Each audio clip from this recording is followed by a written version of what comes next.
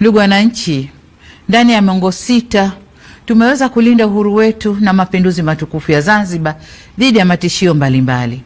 Aidha, Tanzania imeendelea kushuhudia mabadiliko ya uongozi kidemokrasia, ambapo kila baada ya miaka 5 hufanyika uchaguzi wa viongozi wa kitaifa na wa serikali za mitaa. Zaidi ya hayo, muungano wetu unaendelea kuzingatia misingi ya utawala bora katika nyanja mbalimbali, ikiwemo utawala wa sheria, haki za binadamu, uwazi, uwajibikaji na maridhiano. Demokrasia yetu imeendelea kukua na kuimarika, hususan kupitia falsafa yetu ya R4 ambayo itaendelea kuwa nyenzo muhimu ya kukuza ushiriki na ushirikishwaji wa wananchi kwenye masuala muhimu kwa mustakabali wa nchi yetu. Hata hivyo, nataka kusisitiza, kama ambavyo nimekuwa nikisema katika majukwaa mbalimbali, kwamba kutekelezwa kwa falsafa ya R4 kunaendana sambamba na kuzingatiwa kwa katiba na sheria za nchi. Kamwe falsafa hii haiwezi kuwa kisingizio cha kuvunja sheria au kujenga mazingira yanayohatarisha amani, usalama na utulivu wa nchi yetu. Dola ya Jamhuri ya Muungano wa Tanzania inasimamiwa na mihimili mitatu ambayo ni serikali, bunge na mahakama. Kwa pamoja kama nchi, tumeamua pia uendeshaji wa shughuli za nchi yetu ushirikishe taasisi nyingine za ndani na nje ya nchi, taasisi za serikali na zisizo za serikali, taasisi za kidini na za kiraia. Shughuli zote zinazofanywa na taasisi hizi zinaongozwa kwa mujibu wa Katiba ya Jamhuri ya Muungano wa Tanzania, Katiba ya Zanzibar, sheria na kanuni zinazotungwa na miongozo na makubaliano mbalimbali ya kitaifa na kimataifa. Nyenzo hizi nilizozitaja zimeeleza masharti na mipaka ya kazi kwa taasisi mbalimbali zinazofanya shughuli zake hapa nchini. Ili kuiwezesha serikali kuendelea kulinda haki za kiraia, ikiwemo haki ya kujieleza na kutoa maoni, ni vyema sote tusivuke nje ya mipaka yetu. Tusisahau kwamba mfumo wa dola yetu ni kuongozana, kusimamiana na kuwajibishana. Ndugu wananchi, mwaka wa 61 wa muungano wetu umeangukia kwenye mwaka tunaokabiliwa na jambo kubwa la kidemokrasia nchini.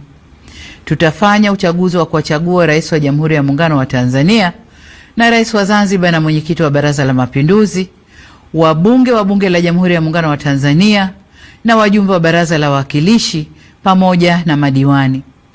Ni matumaini yangu kuwa tutaendelea kudumisha sifa ya nchi yetu kuwa ni kitovu cha amani na nchi ya kidemokrasia iliyojengeka juu ya misingi ya uhuru na haki.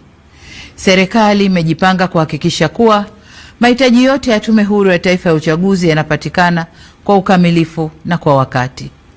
Aidha, tutafanya kila tuwezalo kuhakikisha kuwa uchaguzi unafanyika kwenye mazingira ya utulivu na amani katika kipindi chote cha matayarisho hadi wakati wa uchaguzi, ili kuwa na uchaguzi huru na wa haki.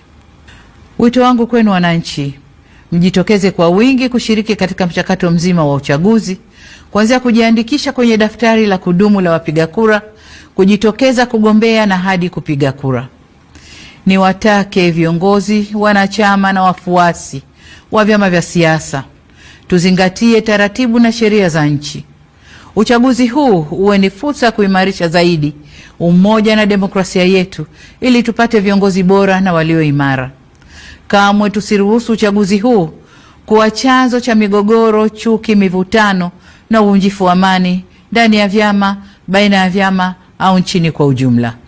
Niseme kuwa hakuna aliye juu ya sheria na wote tunatakiwa kuendesha shughuli zetu za kisiasa tukizingatia kuwa amani na usalama wa nchi ndio kipaumbele cha kwanza. Ndugu wananchi, ninapohitimisha hotuba yangu, nataka niwakumbushe kwamba wajibu wa kulinda, kutetea na kudumisha muungano ni wa kila Mtanzania. Waasisi wetu Mwalimu Nyerere na Sheikh Karume waliakisi muungano kwa kauli na matendo yao.